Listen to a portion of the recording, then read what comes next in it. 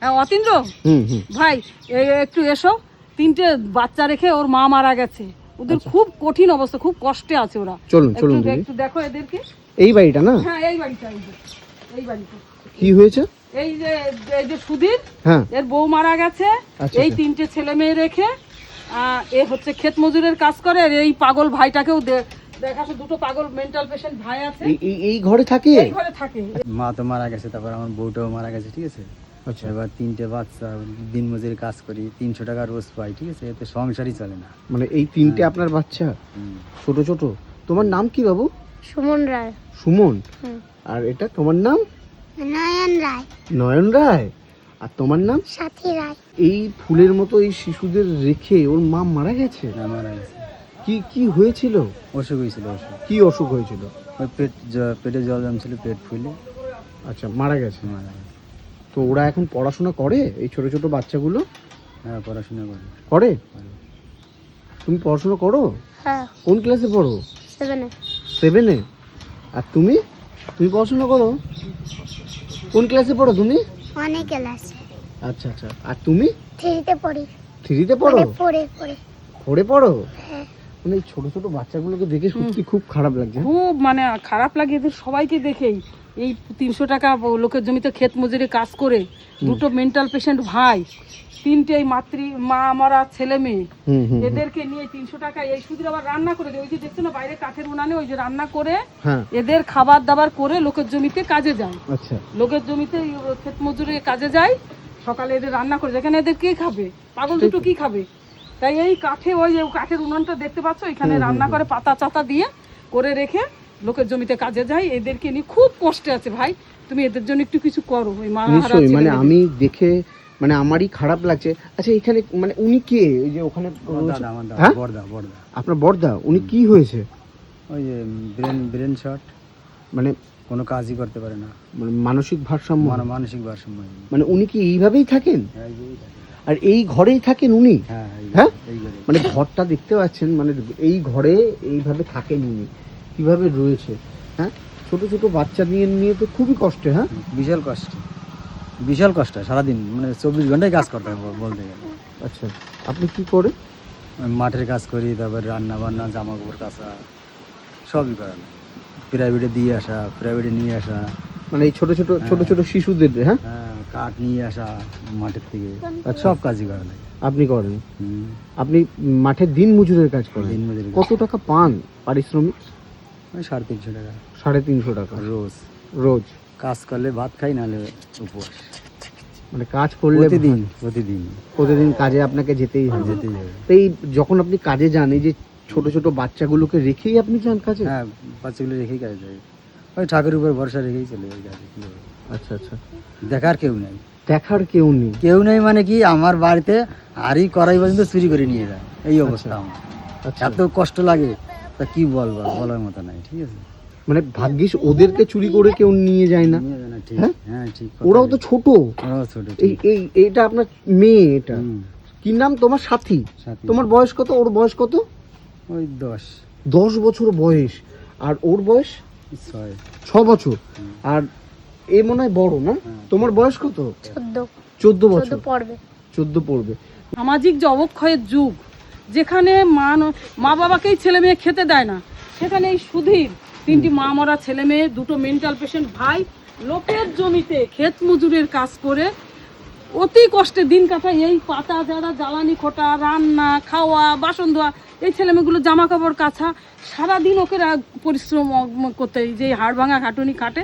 কিন্তু ওর মনে দেখুন সবসময় মনে হয় যে এত দুঃখের মধ্যে ও সুখ খুঁজে পায়। তো অন্য কোনো বেটা ছেলে মেয়ে ফেলার দায়িত্ব না নিয়ে বিয়ে করে অন্য জায়গায় চলে যেতে পারতো। সেটাই। সরকারের ঘরে যদি একটা দিত সরকার, তাহলে তো খুব ভালোই। মানে আপনাদের কোনো ঘর নেই? মানে কোন ঘরে থাকেন আপনারা? দেখান তো একটু। এই ঘরটা একটু দেখি, আমি সামনে দিয়ে যাব। বাবু একটু চলো তো, তোমাদের ঘরটা দেখবো। চলো চলো চলো। এই 3টে বাচ্চা কোন ঘরে থাকে আমরা দেখবো। দেখুন এই ঘরে থাকে এই 3টে বাচ্চা। বাবু এদিকে দেখি। মানে এই 3টে বাচ্চা নিয়ে আপনারা এই ঘরে থাকেন? মানে আপনাদের কেউ কোনো নতুন ঘর পাননি আপনারা? সরকারি যে ঘররা পায়, সরকারি ঘর এখনো পর্যন্ত পাননি আপনারা? মানে এই দেখতে পাচ্ছেন যে কোন ঘরে এই 3টে বাচ্চা নিয়ে এই বাবা থাকে। কিন্তু আপনারা এর আগে জানিয়েছেন শুনেছি ঘর বড় সাপ ঢুকে গেছিল ঘরে, হ্যাঁ বিশাল বড় সাপ ওই ঘরে ঢুকে গেছে। আমি যেদিন এসেছি একদিন, সে বৃষ্টিতে সাপ ঢুকে গেছে, এই ছেলে মেয়ে নিয়ে ওইখান থেকে ফাঁকা জায়গায় সাপ তো ঢুকবেই। মানে জানি কি আপনারা অবস্থা। আপনারা এখানকার যারা দায়িত্বে রয়েছে তাদেরকে জানিয়েছিলেন যে ঘরের জন্য? পঞ্চায়েতে জানাইছি, আবার পঞ্চায়েত প্রধানে জানাইছি, কেউ ঘরের ব্যবস্থা করে দেয়নি? না এখন পর্যন্ত করে দেয়নি। আমি ভাইকে দেখে রাখি, আমার দাদাকে দেখি।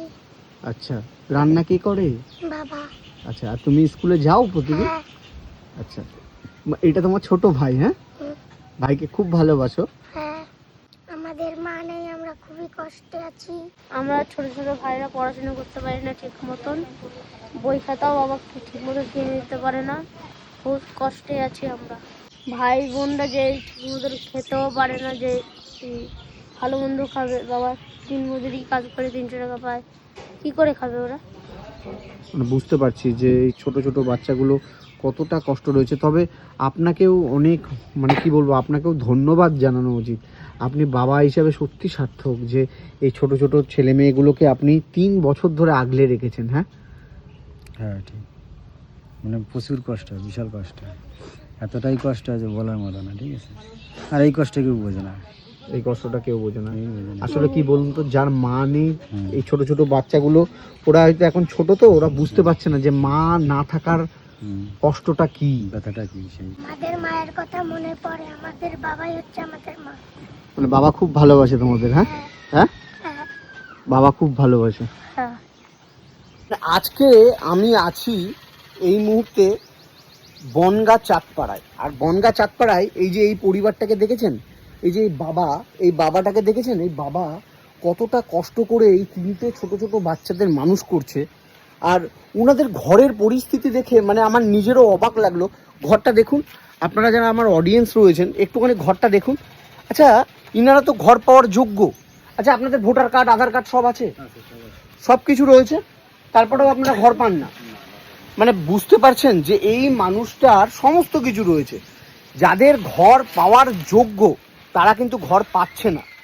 আমি এখানকার যারা স্থানীয় যারা রয়েছেন, যারা প্রশাসনের দায়িত্ব রয়েছেন, যারা এই ঘর পাইয়ে দেওয়ার ক্ষমতা রয়েছে, তাদের কাছে অনুরোধ করব যে এই যাদের ঘর দেখুন কি পরিস্থিতি। মানে এই ইনারা এখনো ঘর পায়নি। এই ছোট ছোট বাচ্চাগুলোকে দেখুন, এই বাবাটাকে দেখুন, এই বাবাটাকে দেখুন, ইনি কিন্তু আপনারা ঘর পাননি। না, ঘর পাইনি। জানিয়েছেন এখানকার মানুষদের, পঞ্চায়েত। এখানকার যারা প্রধান পঞ্চায়েত যারা রয়েছে, পঞ্চায়েতে জানিয়েছে, গ্রাম পঞ্চায়েতে জানিয়েছেন, জানিয়েছি। তারপরেও পাননি? না পায়।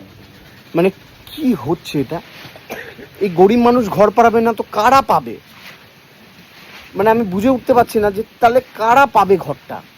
আপনাদের কাছে অনুরোধ থাকলো, যারা দায়িত্বে রয়েছেন এখানে, তারা অন্তত এই মানুষগুলো ঘরের ব্যবস্থা একটা করে দিন আপনারা। সাথী, স্কুলে যাবে তুমি? হ্যাঁ, আর এটা তোমার ভাইকে দেখে রাখবে। আর সুমন, তুমিও স্কুলে যাবে, পড়াশোনা ভালো করে করবে, একদম মন দিয়ে পড়াশোনা করবে, মন দিয়ে পড়াশোনা করবে, ঠিক আছে? আর ছোট ছোট ভাই বোনদের কিন্তু তুমি দাদা, তুমি দেখে রাখবে, ঠিক আছে? ঠিক আছে। হ্যাঁ, আর দাদা, মানে আমার নিজেরই খারাপ লাগছে আপনাদের ঘরের পরিস্থিতি যা দেখলাম। ঘর পাওয়ার যোগ্য তো আপনারই রয়েছে, জানি না কেন পাচ্ছেন না, ঠিক আছে? যাই হোক, এই ছোট ছোট বাচ্চাদের আপনি দেখে রাখবেন, আর ওদের পড়াশোনার দায়িত্বটা আমি দেখছি, চেষ্টা করছি যাতে পুরোপুরিভাবে নেওয়া যায়, ঠিক আছে? সেই ব্যবস্থা করছি। হ্যাঁ, আর এখানকার যারা স্থানীয় যারা ক্ষমতায় রয়েছেন বা যারা ঘর করে দেওয়ার ক্ষমতা রয়েছে, তাদের কাছে অনুরোধ করবো, যারা প্রশাসনের দায়িত্বে রয়েছেন, এই মানুষগুলোর ঘরের একটা ব্যবস্থা করে দেওয়ার জন্য। যাই হোক দাদা, আমি এখানে কিছু টাকা এখানে দিলাম, এটা ধরুন, এই টাকাটা আপনি রাখুন। টাকাটা দিয়ে ওদের কিছু ভালো মন্দ খাবারের ব্যবস্থা করবেন, ঠিক আছে? হ্যাঁ, ভালো থাকবেন দাদা। হ্যাঁ, ঠিক আছে। ভালো থাকবেন।